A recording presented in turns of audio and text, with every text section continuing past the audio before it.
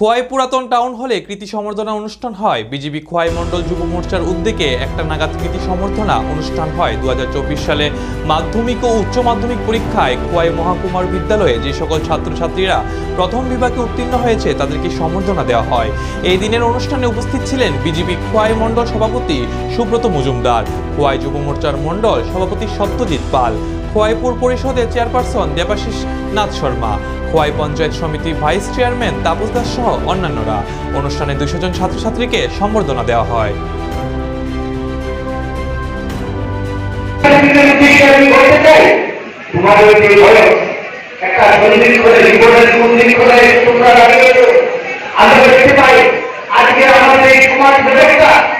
আমাদের সমাজ ব্যবস্থা দ্রুততার সঙ্গে স্থাপিত হয়েছে।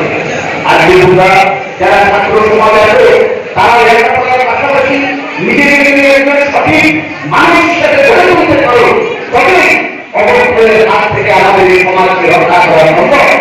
আমরা দেখেছি আমাদের এই সমাজে বর্তমান সময়ে যে দুটো জিনিস আমাদের সমাজ ব্যবস্থাটাকে সবচেয়ে বেশি নষ্ট করে দিচ্ছে, তা হল আমাদের নেতা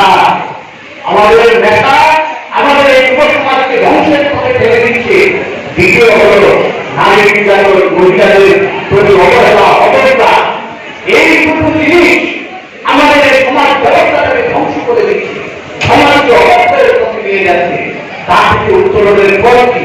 তা থেকে উত্তরণের পর আমি মনে করি যারা ভবিষ্যৎ প্রজন্ম তোমরা যারা এখানে বসে আছো তারা, কারণ তোমরাই আগামী দিনে এই সমাজের ধারক বাহক হবে।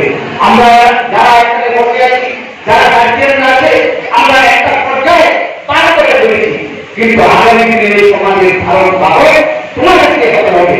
তাহলে কি করতে হবে?